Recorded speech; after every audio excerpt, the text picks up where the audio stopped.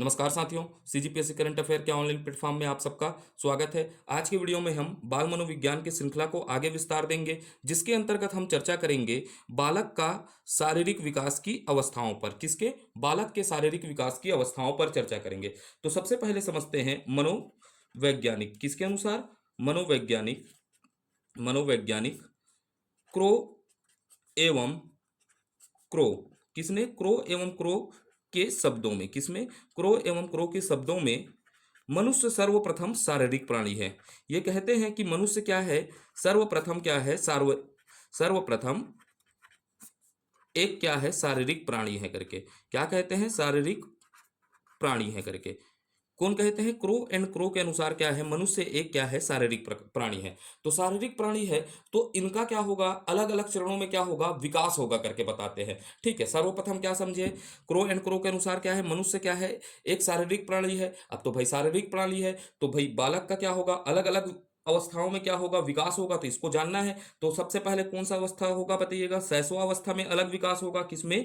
शैशव अवस्था में क्या होगा? अलग विकास होगा। शैशवावस्था के बाद किसमें अलग विकास होगा? बाल्य अवस्था में अलग विकास होगा। ठीक है, बाल्य अवस्था में भी क्या होगा? विकास की प्रक्रिया होगी। उसके बाद क्या होता है? किशोरा अवस्था में भी क्या होता है? बालक का क्या होता है? विकास होता है। तो इन अवस्थाओं में हमको क्या कर रहे हैं? चर्चा कर रहे हैं कि बालक का किस प्रकार विकास होता है करके। ठीक है, पहला हम किसमें देखेंगे? शैशवावस्था। शैशवावस्था के बाद बाल्य अवस्था, और बाल्य अवस्था के साथ किसमें चर्चा करेंगे? किशोरावस्था में। तो सब अवस्था में क्या होता है? बालक के शरीर का क्या होता है? अलग अलग प्रकार से क्या होता है? विकास होता है। तो सबसे पहले देखेंगे, तीनों में तुलनात्मक अध्ययन देखेंगे। सबसे पहले हमारा क्या होगा? आधार क्या होगा? भार होगा।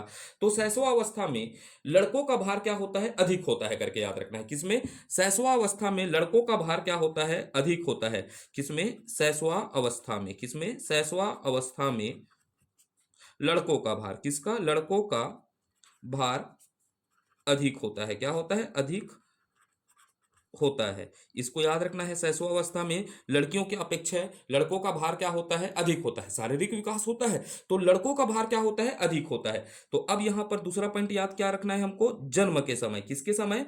जन्म के समय। समय लड़कों का भार। किसका भार बोल रहा हूं? लड़कों का भार।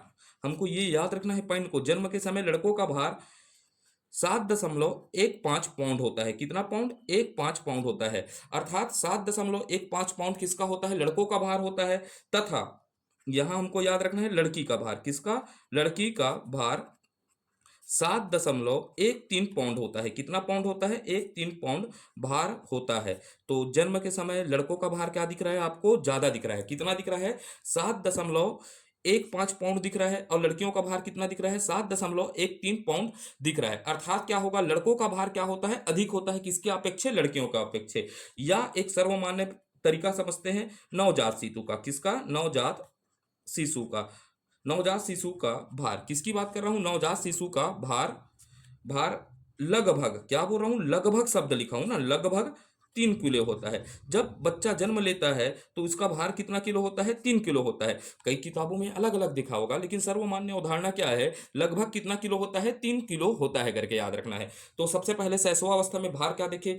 लड़कों का भार क्या होता है? अधिक होता है लड़कियों से। ठीक है, तो जन्म के समय लड़कों का भार कितना होता है? 7.15 पाउंड होता है। लड़कियों का कितना होता है? 7.13 पाउंड होता है। और नवजात शिशु का जन्म के समय उसका भार कितना होता है? 3 किलो होता है करके। तो ये हो गया हमारा शैशवावस्था। अब थोड़ा सा देख लेते हैं किस पर? बाल्यावस्था पर चले जाते हैं। बाल्यावस्था में क्या देखते हैं? भार पर चर्चा करते हैं। किस पर चर्चा करते हैं? भार पर।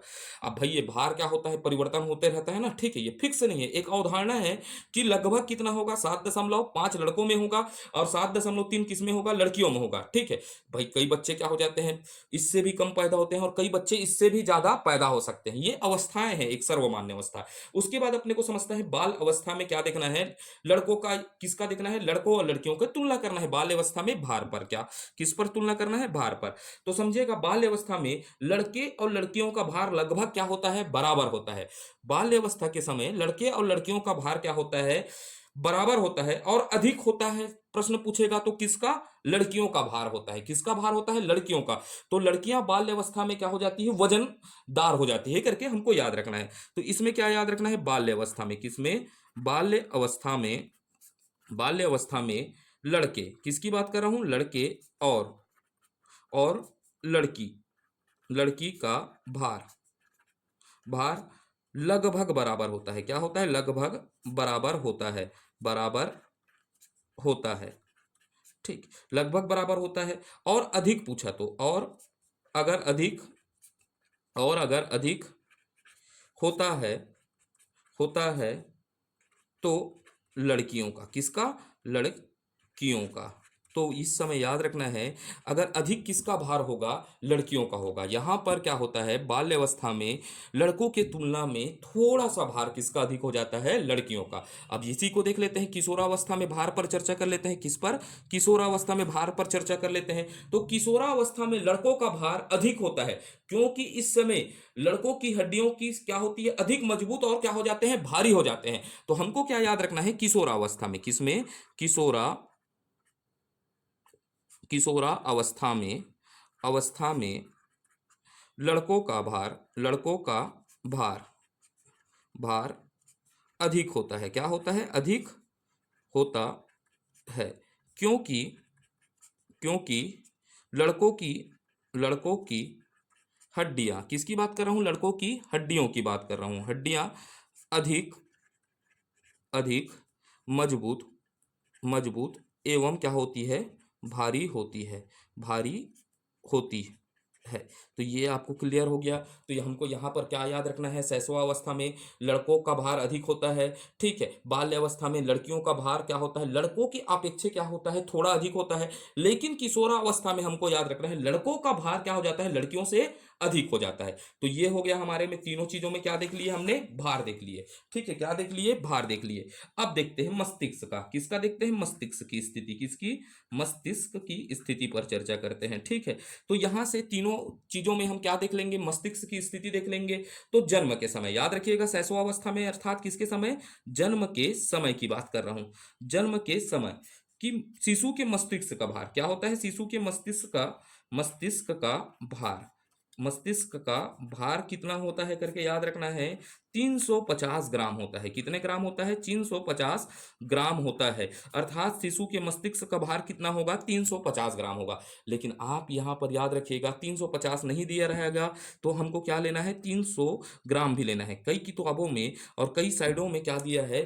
300 ग्राम, लेकिन आंसर क्या लिया है? 350 ग्राम को क्या लिया है? आंसर लिया है। तो शैशव अवस्था में अर्थात जन्म के समय शिशु के मस्तिष्क का भार कितना होता है? 350 ग्राम होता है। अर्थात शरीर के, किसकी बात कर देता हूं मैं? शरीर के कुल लंबाई का, क्या बोलता हूं? कुल लंबाई का, लंबाई का कितना होता है? 1/4 भाग होता है। क्लियर रहेगा। तो हमको याद रखना है, जन्म के समय शिशु के मस्तिष्क का भार कितना होता है करके याद रखना है अपने को?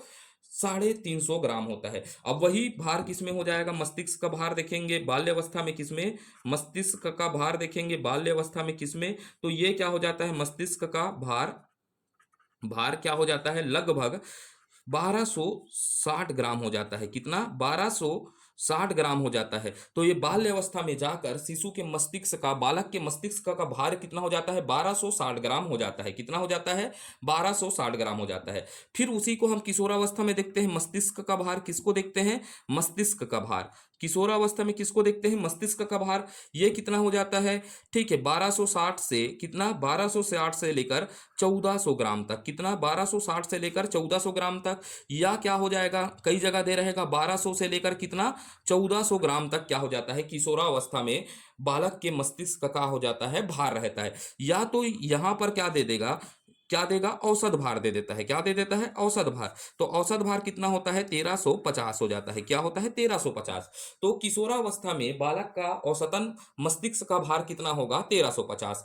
ऑप्शन के अनुसार चलना है, ठीक है। ये 1260 से लेकर 1400 भी क्या है? बेस्ट ऑप्शन है। और ये भी क्या है? 1200 से लेकर क्या होता है? 1400 तक। कई जगह 1200 से लेकर 1400 लिया है, लेकिन क्या है? हमको सर्वमान्य आंसर क्या लेना है? 1260 से लेकर कितना? 1400 तक क्या होता है? इसके मस्तिष्क का भार होता है। या तो दोनों के बीच का क्या दे देता है? औसतन भार दे देगा। आपको याद रखना है 1350 होता है। कितना होता है? 1350, ठीक है। तो हर एक पहलू को हम धीरे धीरे क्या कर रहे हैं? अच्छे से क्या करने का प्रयास कर रहे हैं? अध्ययन करने का। तो जन्म के समय कितना होगा? 350 होगा, ठीक है। उसके बाद बाल्य अवस्था में कितना हो जाता है? 1260 हो जाता है। या तो किसमें? किशोरावस्था में क्या हो जाता है? 1260 से लेकर 1400 तक, या तो 12 से 1400 तक। यहां पर क्या होगा? बीच की अवस्था क्या हो जाती है? 1350 क्या हो जाती है? ग्राम हो जाती है। किसकी? बालक के मस्तिष्क का भार। अब यहां से थोड़ा सा और हमको गहन अध्ययन करना है, आगे बढ़ते हैं, हड्डियों पर चर्चा करते हैं। किस पर? हड्डियां। किस पर चर्चा करते हैं? हड्डियां। तो यहां से भी प्रश्न पूछता है हड्डियां क्या होगा।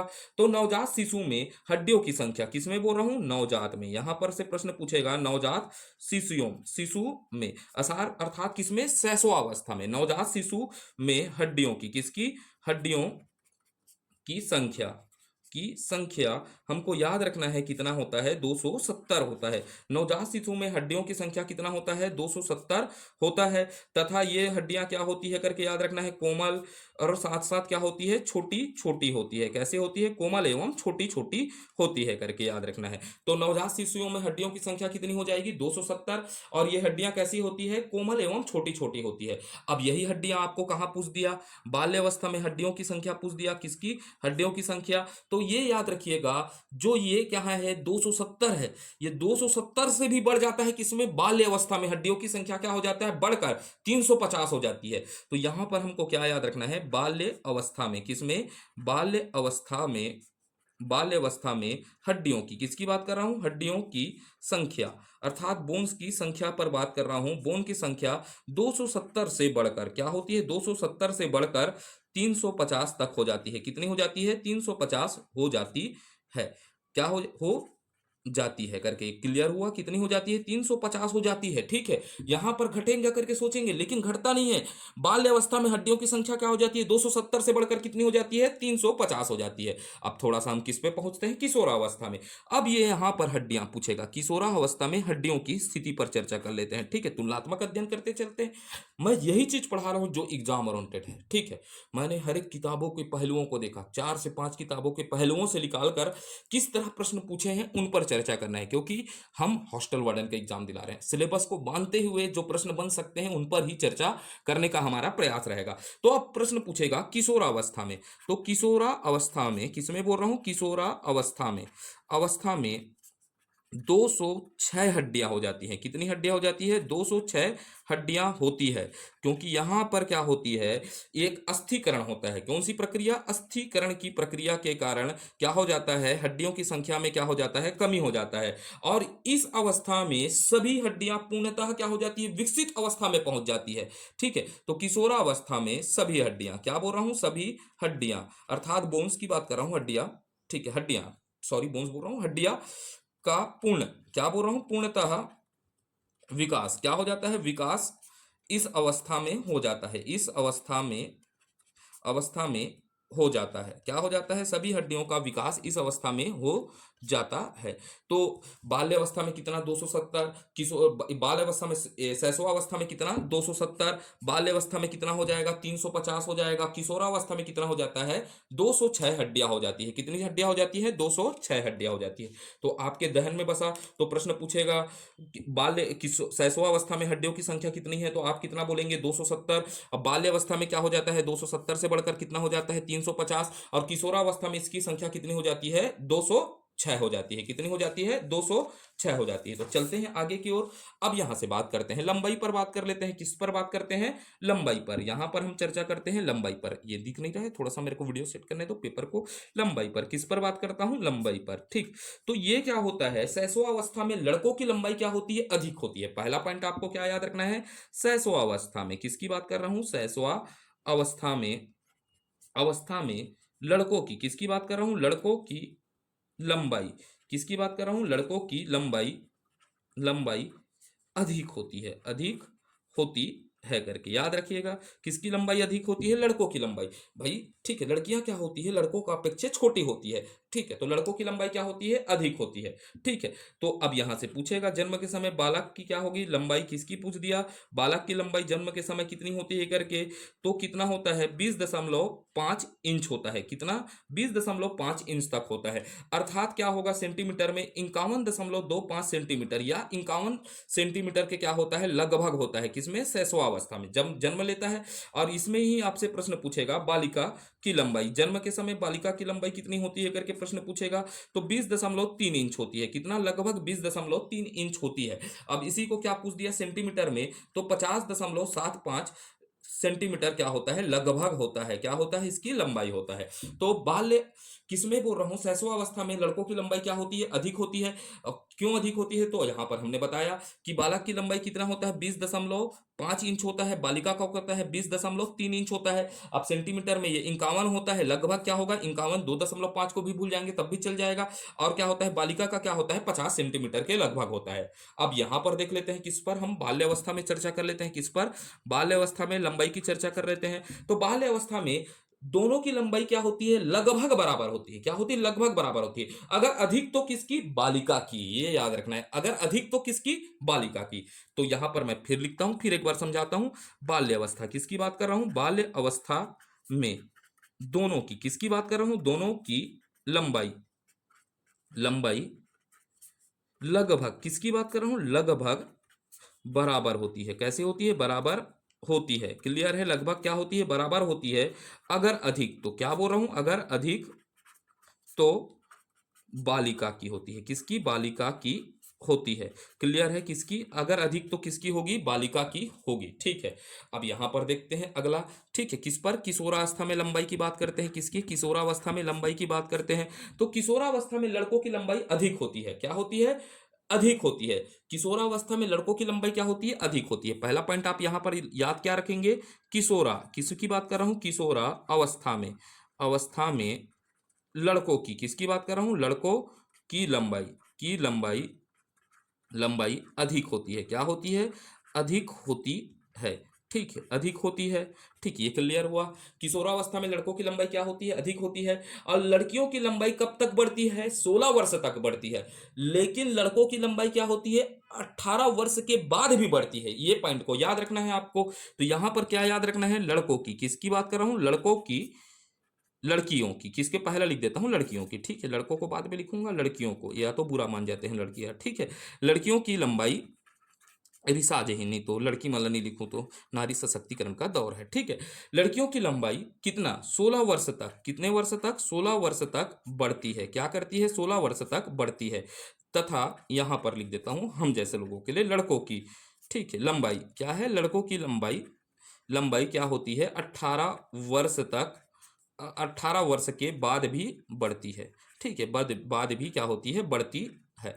ठीक है, अब यहां पर समझिएगा, किशोरावस्था में क्या होती है, जननांगों का क्या हो जाता है, जन्म क्या हो जाता है, पूर्ण रूप से विकसित हो जाता है। अर्थात हम प्रजनन क्षमता को क्या कर लेते हैं, प्राप्त कर लेते हैं। ये सब चीजें को आप दिमाग लगाकर भी बना सकते हैं। ठीक है, थोड़ा सा माइंड को आप क्या करिएगा, खोलिएगा, और आपसे आसानी से ये सब प्रश्न बन जाएंगे। ठीक है, तो क्लियर हो रहा है या नहीं हो रहा है करके बताइएगा। तो तीनों अवस्था को हम एक साथ क्या कर रहे हैं, चर्चा कर रहे हैं। इसीलिए मैं तीनों अवस्था को एक साथ क्या करके लेके आया हूं, तुलनात्मक तरीके से, जल्दी याद हो। क्या कि इसमें 3 से 4 किताबों को पढ़ा, तो मैं सोचा इसको तुलनात्मक तरीके से देख लेते हैं। किस तरीके से देखते हैं, तुलनात्मक से, जिससे आपको जल्दी याद हो सके। अब फिर धड़कन की बात करता हूं, धड़कन धड़कन करके। ठीक है, होश ना खबर है। ठीक है, धड़कन वाला पिक्चर देखते हैं। ठीक है, धड़कन की बात कर लेते हैं। ठीक, तो धड़कन क्या होता है, जन्म के समय। तो शैशवावस्था में जन्म के समय, जन्म के समय, ठीक है, समय क्या होता है, 140 बार, बार क्या होता है, प्रति मिनट दिल धड़कता है। प्रति मिनट क्या होता है, दिल धड़कता है। ठीक है, तो यहां पर 140 बार, बचपन जब शैशवावस्था होता है तो जन्म के समय लड़का का दिल ना 140 बार क्या करता है, धड़कता है। आप लोग का भी दिल धड़कता है, वैसे ही इसका 140 बार धड़कता है ना, प्रति मिनट में। और ये 6 वर्ष में, किसमें, 6 वर्ष में। अब थोड़ा सा दिल क्या होगा, कम धड़केगा। 6 वर्ष में 100 बार क्या होता है, 100 बार प्रति मिनट धड़कता है। क्या करता है, 100 बार प्रति मिनट धड़कता है। ठीक है, क्लियर हुआ। उसके बाद 12 वर्ष के समय में, किस समय में, 12 वर्ष के, यहां पर आप थोड़ा किशोरावस्था में पहुंच जाते हैं, किसमें, बाल्य अवस्था में देख लेते हैं। तो 12 वर्ष के, 12 वर्ष के समय, किस समय कह रहा हूं, 12 वर्ष के समय, अर्थात बाल्यावस्था का समय है।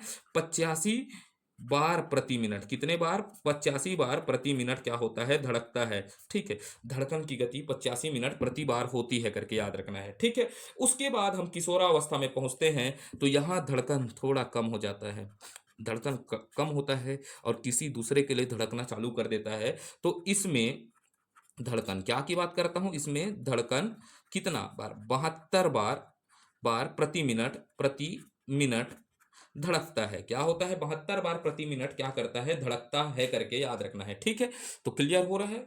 हाउ बोलो, ठीक। घर में हाउ बोलते रहना है, ठीक है। तो क्लियर हो रहा है करके, ठीक है। तो अब देखते हैं, दांत को देख लेते हैं, ठीक है। कितना ठोक दंत है करके देख लेते हैं, ठीक है। तो यहां पर दंतों पर चर्चा कर लेते हैं, ठीक है। किस पर? दंतों पर।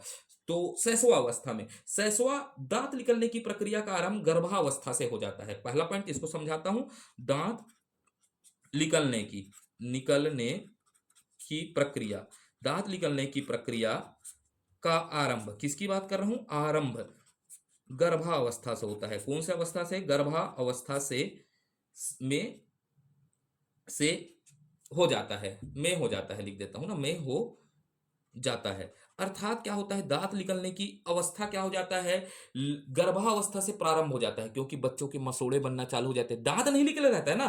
तो जन्म के समय दांत नहीं होते, लेकिन क्या हो जाता है, दांत निकलने की प्रक्रिया का आरंभ क्या हो जाता है, गर्भावस्था से हो जाता है। तो यहां पर आपको लिख देता हूं भाई, ठीक है, नहीं तो कंफ्यूज हो जाओगे। जन्म के समय क्या लिख दिया, जन्म के समय शिशु के दांत नहीं होते, क्या नहीं होते, शिशु के दांत, दंत नहीं होते, ठीक है, नहीं होते हैं, ठीक है। शिशु के दांत नहीं होते, लेकिन विकास की प्रक्रिया क्या हो जाती है, शुरू हो जाती है। क्लियर रहेगा, विकास की प्रक्रिया क्या हो जाती है, शुरू हो जाती है, ठीक। यहां से और देख लेते हैं, ठीक। तो यहां पर और लिखने का जगह नहीं है, ठीक।